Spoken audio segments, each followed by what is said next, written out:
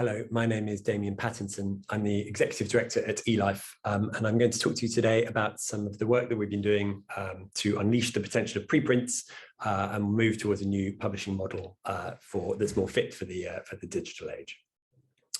So I will start, as many talks do nowadays, with the rise of preprints, which I think is well established in the biomedical sciences to be one of the most kind of interesting phenomena to have occurred in the publishing of biomedical science in recent years, and that has really kind of accelerated through the pandemic.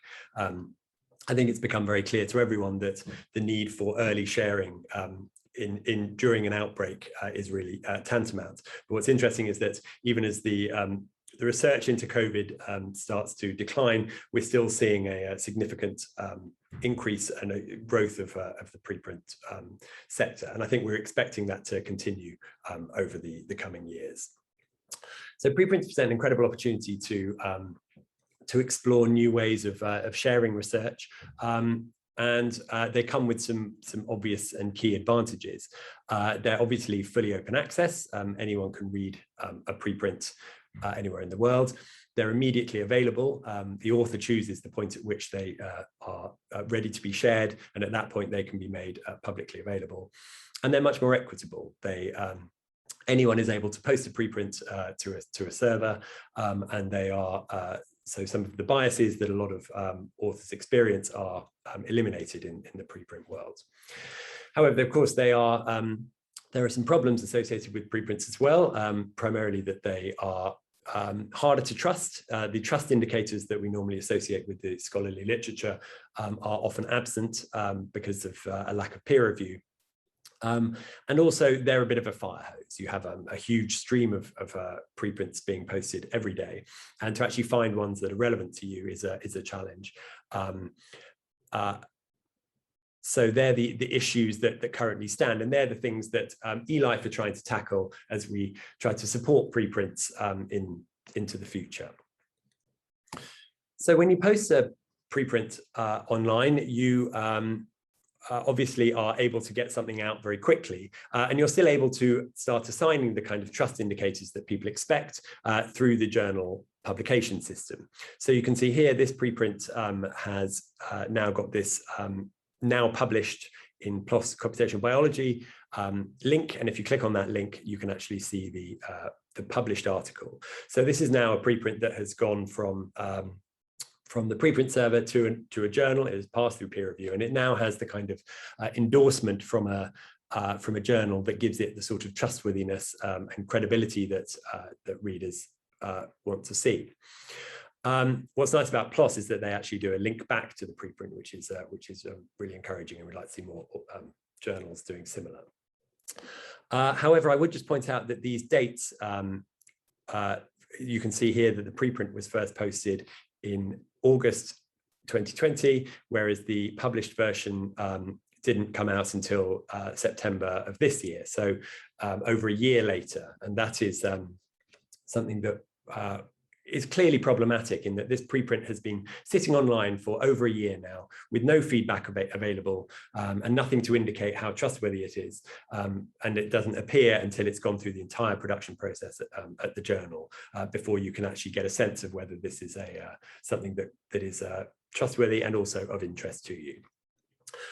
That's the space that eLife is trying to explore at the moment. We have moved to a system of publish then review, and this was announced by our editor-in-chief, Mike Eisen, almost a year ago, where we essentially announced that the future of eLife would be one where we evaluated preprints, and we provided preprint review as a service on top of preprints, rather than being the publisher ourselves. The publishing was happening at the preprint server, we were just providing the peer review.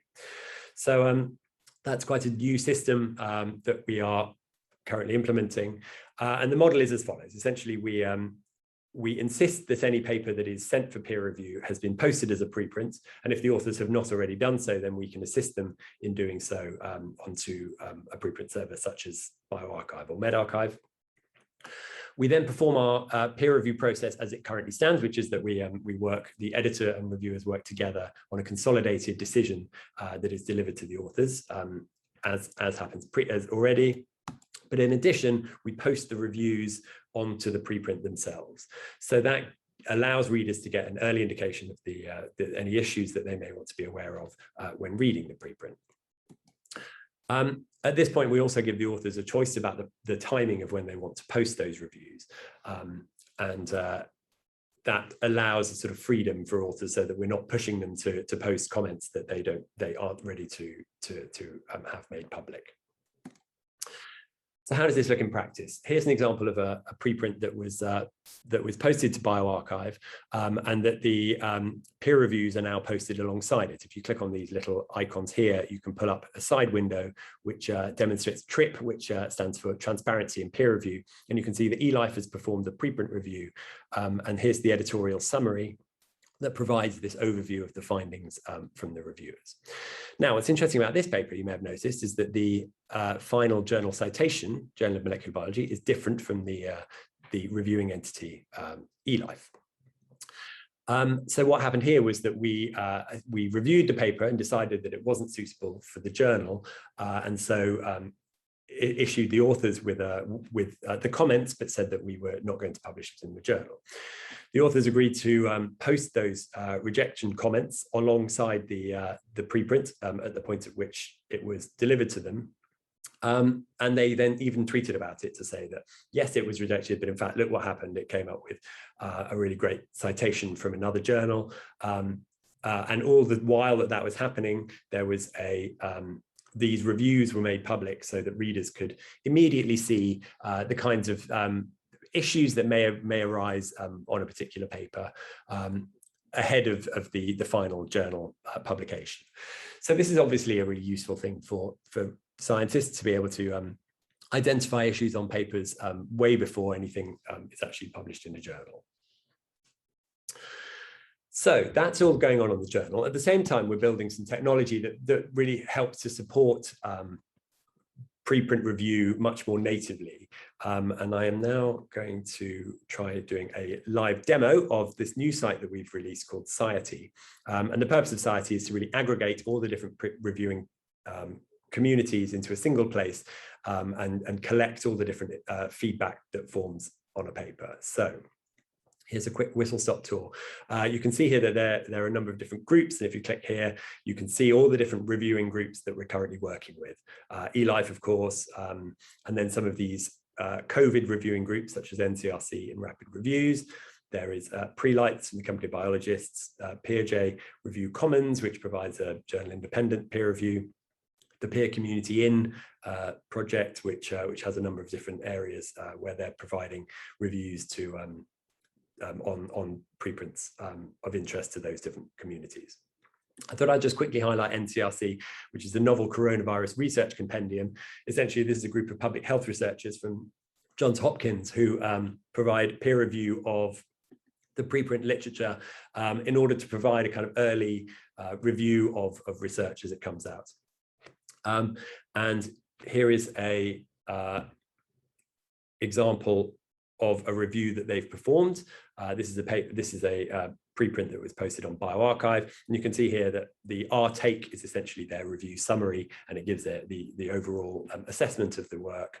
It highlights some findings, it highlights strengths and weaknesses, and so on. So clearly, this happens much quicker than would normally happen in a journal setting. But you can also see that there's a second group that have also reviewed this paper. This one is Screen It, and they provide automated screening of research. And again, you can see here that there are lots of different things that they have picked up on the preprint that gives a reader a sense of any issues that they may want to be aware of as they review the article itself. So that's our attempt to start to bring together a lot of these different reviewing communities. We really would like to see this grow over the next few years. We're very keen to work with other groups who are interested in reviewing preprints. While eLife has a way of doing it, we do accept that there are lots of other ways of performing preprint review. And what we want to do is foster experimentation rather than try to take the lead on how preprints should be reviewed. And so the purpose of Sciety is to really open it up to as many groups as possible. So there's a quick overview of everything that we're doing at eLife. It's a really exciting time for us, and we do see the role the preprints as becoming the real central space in which research is shared, and that the role of journals becoming one where they perform these evaluations that help readers decide what papers are trustworthy and of interest to them. We're very keen to get more people involved, so please do get in touch if you're interested in participating in any of these projects. Thank you very much.